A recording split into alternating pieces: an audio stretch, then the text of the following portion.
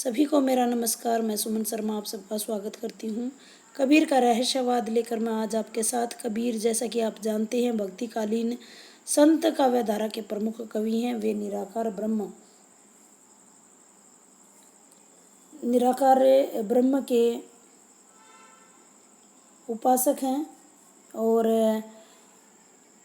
उन्होंने बहुदेववाद, मूर्ति पूजा, अवतारवाद सभी का खंडन किया है। उस समय प्रचलित सभी दर्शनों, धर्मों की जानकारी उनके काव्य से हमें प्राप्त होती है। इसके अतिरिक्त उन्होंने स्वयं साधना करके अनुभव प्राप्त किया है। वो, जैसा कि आपको पता है, कि घुमक्कड़ प्रकृति के थे। घुमक्कड़ प्रवृत्ति उनकी थी। हर जगह घूम घूम कर उन्होंने ज्ञान प्राप्त किया है। वे जो औपचारिक शिक्षा है वो उन्होंने नहीं ली थी। जो उनके अनुभव थे वो प्रत्यक्षदर्शी के अनुभव थे। वो निर्गुण ब्रह्मा के रूप में निराकार ब्रह्म, अव्यक्त, अकिंचन और अवर्णीय ब्रह्मा के स्वरूप का चिंतन उन्होंने किया है। वो कहते हैं कि उसका अनुभव एक गूंगे के गुड़ के स्वाद की भांति है, जिसे अनुभव तो किया जा सकता है लेकिन उसे व्यक्त नहीं किया जा सकता, जिसका वर्णन नहीं किया जा सकता। निराकार ब्रह्म के अनुभव को व्यक्त कर पाना इसी प्रकार कठिन है जिस प्रकार से गूंगे का गुड़ का स्वाद बता देना।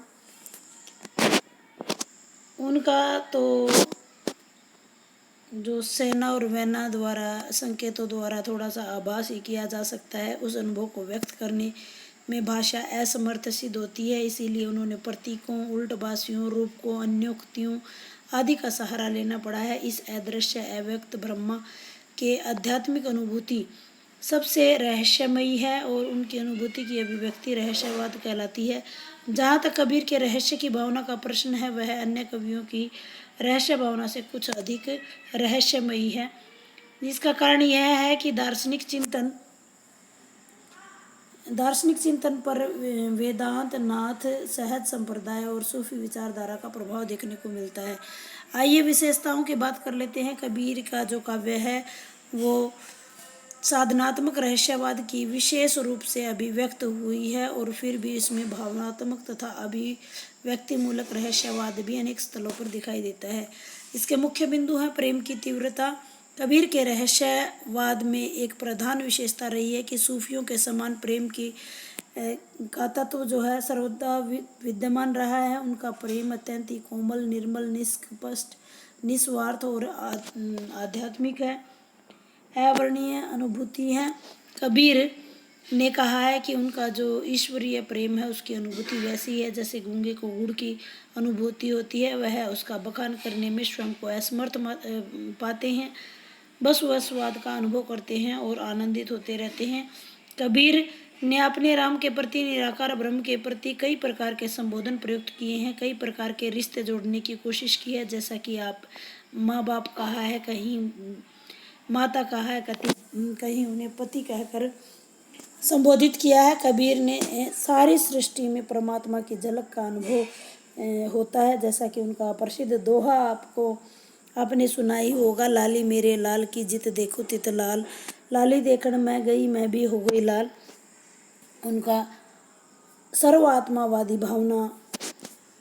कबीर के रहस्यवाद की जो सर्वात्मावाद रहस्यवाद है वह सजीव हो उठा है। वह भाव उपनिषदों और गीता से विशेष रूप से दृष्टिगोचर होता है। कबीर ने अनेक स्थानों पर अनेकता में एकता के दर्शन कराए हैं। विश्व का जो उद्भव है उसका प्रसार है, उसकी लय है, वो एक ही तत्व मानते हैं और इसी तत्व से पूरी सृष्टि बनी है और इसी में व्याप्त हो जानी है। खालिक खलक खलक में खालिक सब घाट रह गयो, कबीर ने पूरा कहे कबीर मैं पूरा पायो सब घटी साहिब दी। अगले बिंदु की तरफ हम चलते हैं। विरह अनुभूति है।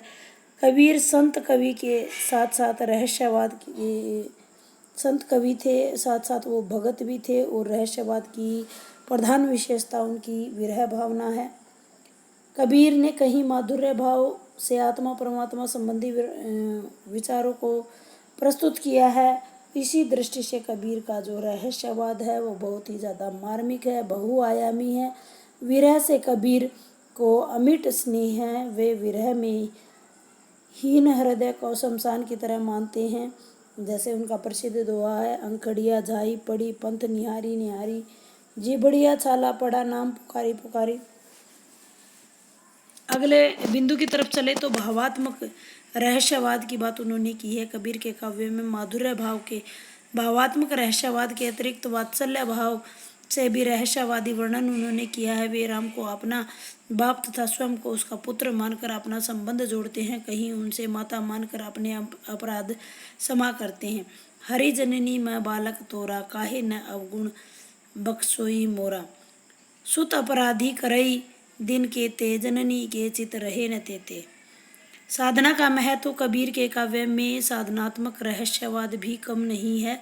कबीर पर नाथपंथियों के हठ योग का अत्यधिक प्रभाव है। वे चित्त को निर्मल करने, मन को वश में करने के लिए योग का सहारा लेते हैं। कबीर ने इड़ा, पिंगला, सुषमना, कमल, ब्रह्मरांद और सूर्य व चंद्र, गंगा यमुना, सहज शून्य इत्यादि तुरीयावस्था, कितने ही पारिभाषिक शब्दों का प्रयोग करके अपनी आध्यात्मिक अनुभूति को अभिव्यक्ति देने की कोशिश की है। सून महल में दिया बाल से, आशा से मन डोल रहे। कबीर ब्रह्म को सर्वव्यापी मानते हैं और माया को, अज्ञान का आवरण हटाने पर जीवात्मा परमात्मा में एकाकार हो जाती है। जिज्ञासा का भाव, अगले बिंदु की तरफ चलते हैं। रहस्यवादी जिज्ञासा की नींव पर खड़ा है। इसमें साधक के मन में ब्रह्म के प्रति कौतूहल और जिज्ञासा हमेशा बनी रहती है। कबीर के पास रहस्यवाद में वह स्वरूप पूर्ण रूप से दिखाई देता है जिन्हें आज ब्रह्म कैसा है, कहाँ है, जिज्ञासा होती रहती है। अगले बिंदु की तरफ चलते हैं। चेतना रहस्यवाद में साधक के लिए यह आवश्यक बताया जाता है कि वह सदैव जागृत रहे। यदि वह चेतनहीन हो जाए तो परम ब्रह्म उसका कोई संबंध नहीं रहता है। कबीर ने अपने सदैव जागृत रहने का प्रयत्न किया है। मन रे जागृत रहिए भाई, गाफिल हुई वस्तु मन खोचे, चोर घुसी घर जाई। आध्यात्मिकता, कबीर का रहस्यवाद आध्यात्मिक भी जान पड़ता है। व्यापकता, कबीर के रहस्यवाद में किसी विशेष प्रकार के रहस्यवाद की कोटि में नहीं रखा जा सकता। उसमें सभी प्रकार के रहस्यवाद की सुंदर अभिव्यक्ति देखने को मिली है और वो बहुत ही ज़्यादा व्यापक है। बुद्धि और भावना का संबंध कबीर के रहस्यवाद का एक गुण और भी है। उसमें हृदय और बुद्धि दोनों का समन्वित रूप दृष्टिगोचर होता है। महत्व प्रदर्शन की बात अगर करें तो कबीर ने अपने रहस्यवाद की अव्यक्त सत्ता की श्रेष्ठता, गुरुता और महत्ता पर विश्वास किया है और विशेषकर बल भी दिया है। सभई रामायण में किया हरिषा और कोई न कोई, तिल इस घट में संचरे जो सब तन कंचन हुई। शाश्वत मिलन का भाव, कबीर के रहस्यवाद में अव्यक्त सत्ता से मिलन का शाश्वत भाव बना रहता है। उनका चिंतन में हमेशा ये परिलक्षित हुआ है। भारतीय और विदेशी प्रेम पद्धतियों का समन्वय करने की कोशिश भी कबीर जी ने की है। कबीर के रहस्यवाद की एक और विशेषता है जिसमें भारतीय और विदेशी प्रेम पद्धतियों का समन्वय हुआ है। अभिव्यक्ति में विविधता है उनके। कबीर ने इस अदृश्य शक्ति को स्पष्ट करने की अनुभूतियों का सहारा, अपनी अनुभूतियों को, प्रतीकों, उल्टबासियों, रूपकों के माध्यम से व्यक्त करने का सहारा लिया है। इसको हम अभिव्यक्ति मूलक रहस्यवाद कह सकते हैं। हंसा प्यारे सरवर तजी कहाँ जाए, जेहि सरवर बीच मोती चुने, बहुविधि कली कराए। उम्मीद करती हूँ कबीर के रहस्यवाद की